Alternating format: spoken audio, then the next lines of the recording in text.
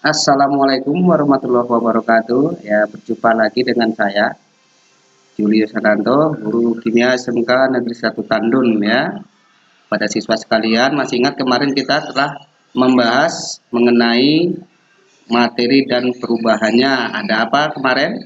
Ada sifat fisika, sifat kimia, kemudian perubahan fisika dan perubahan kimia ya. Kali ini kita akan membahas mengenai klasifikasi materi yang seperti terakhir saya sampaikan. Materi itu ya ada unsur, senyawa dan campuran. Unsur terbagi atas logam, non-logam dan metaloid. Logam ya seperti Anda tahu logam besi ya itu logam. Kemudian baja itu juga logam. Yang non-logam ya bukan logam, ada udara ya, oksigen. Nah, ini hidrogen itu adalah non logam. Yang metaloid ini adalah semi logam ya, tengah-tengah logam, dia setengah logam. Sedangkan campuran terdiri atas dua, homogen dan heterogen. Kemudian ada heterogen ini ada koloid, ada suspensi. Apa saja itu mari kita ikuti ya. Nah, yang pertama unsur. Unsur adalah zat tunggal yang tidak dapat diuraikan lagi menjadi zat lain dengan reaksi kimia biasa. Nah, unsur ini apa saja unsur ya? Seperti yang mungkin pernah dengar ada oksigen, hidrogen, ya, karbon. Ini ada karbon di sini ya, ya, karbon, ya, besi atau ferrum. Ini contoh-contoh dan dia dilambangkan dengan huruf tersendiri itu namanya unsur. Ya sendiri ya, tidak bisa dibagi lagi dengan reaksi fisika apalagi kimia. Nah, sedangkan senyawa adalah gabungan dari beberapa unsur yang terbentuk dari reaksi kimia. Contohnya, ini dua atom hidrogen ketemu dengan satu atom oksigen, bergabung membentuk molekul air H2O yang sering kita minum.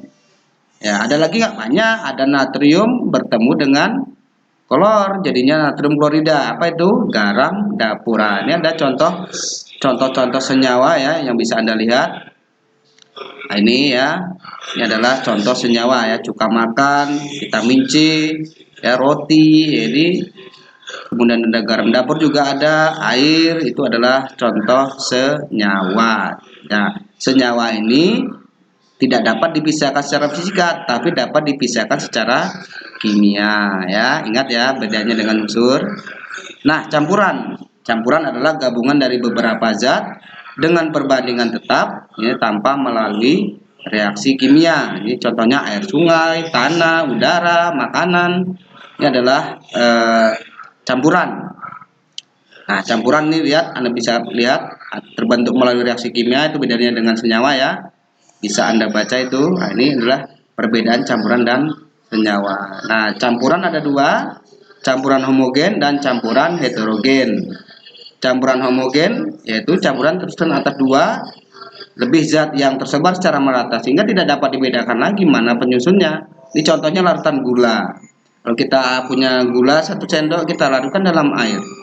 Ya, maka kita tidak, kalau kita amati tidak akan bisa kita bedakan lagi mana gulanya, mana airnya karena sudah tercampur merata dia. Yang tahu kita sudah bercampur sempurna ya. Seperti juga larutan garam, udara, alkohol ini adalah campuran homogen ya. Ini. Kemudian yang kedua campuran heterogen, campuran yang tidak merata, kemudian dapat dibedakan lagi zat penyusunnya nih. Contohnya kopi ya, larutan kopi, air sungai yang keruh, sayur sop, ada emas 24 karat, perunggu itu juga adalah campuran. Nah, karena terdiri atas itu dan masih dapat dipisahkan secara fisika. Nah, ini adalah campuran. Nah, sedangkan pemisahan campuran ya. Nah, mohon maaf. Nah, pemisahan campuran.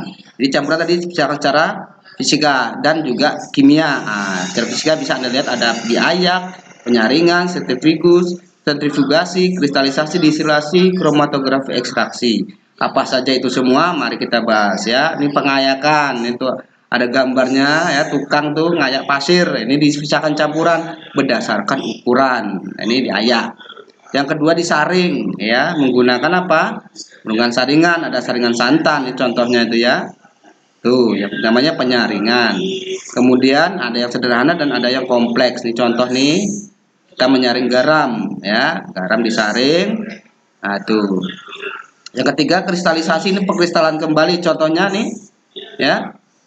Apa tuh kristalisasi? Tadi memisahkan zat padat dari zat air tanpa penguap, dengan cara penguapan. Contohnya orang membuat garam dapur, orang membuat gula, itu dikristalkan kembali ya. Kalau garam dari air laut ya dikristalkan kembali, dijemur di di cahaya matahari. Kalau sedangkan gula ini melalui pemanasan ya, sehingga dia mengkristal baru kemudian diayak. Itu kristalisasi. Sedangkan sentrifugasi ini ya suatu pemisahan berdasarkan gaya sentrifugal. Nah, ini ya dipusingkan, diputar-putar dia. Nah, ada penyulingan. Nah, ini contoh distilasi namanya pemisahan campuran berdasarkan titik didih. Apa saja bisa dipisahkan di penyulingan ya. Contoh air teh, nah, itu bisa dipisahkan. Kenapa? Karena teh dengan air titik derajatnya 100 derajat Celcius, sedangkan teh lebih daripada itu. Jadi kalau dipanaskan pada suhu 100 derajat Celcius, airnya akan menguap. Nah, ditampung nanti di sini ya pada air masuk ini sebagai filtrat. Tinggallah teh ya yang tadi yang tidak menguap pada 100 derajat Celcius. Begitu juga yang lain-lain, pemisahan minyak ya, minyak serai, ini juga melalui minyak kayu putih, itu juga dapat dipisahkan dengan melalui penyulingan atau destilasi. Ya, ini contohnya nih, air dan garam bisa dipisahkan dia menjadi air munis ya, karena airnya menguap duluan. Minyak kayu putih, ya. Kemudian sublimasi ini adalah pemisahan campuran antara zat yang menyublim dan juga tidak menyublim. Contohnya kapur barus ya, itu iodin dan kafein. Kapur baru tahu itu dipisahkan dari kotorannya melalui sublimasi, dipanaskan, nah, baru nanti ditampung uapnya ya.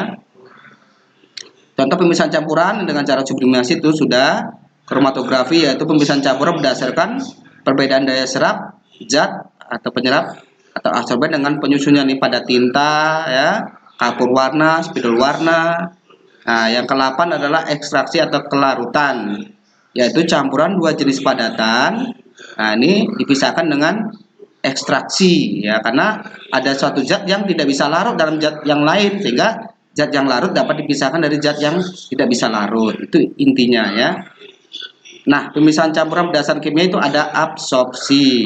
Absorpsi itu artinya penyerapan, yaitu pemisahan campuran ya, di mana prosesnya yang terjadi ketika suatu fluida, cairan atau gas terikat pada suatu padatan. Contohnya pada apa? Contohnya pada pemurnian air dari garam-garam kalsium dan magnesium. Kalau banyak dia mengandung kalsium dan magnesium dengan itu. Kemudian penambahan tawas pada penyediaan air supaya dia mudah disaring, karena dengan adanya tawas kotoran itu akan menggumpal menjadi besar sehingga akan mengendap ataupun mudah disaring sehingga menjadi bersih. Itu saja ya. Nanti tugas dan soal lihat dari Google Classroom. Terima kasih. Assalamualaikum warahmatullahi wabarakatuh.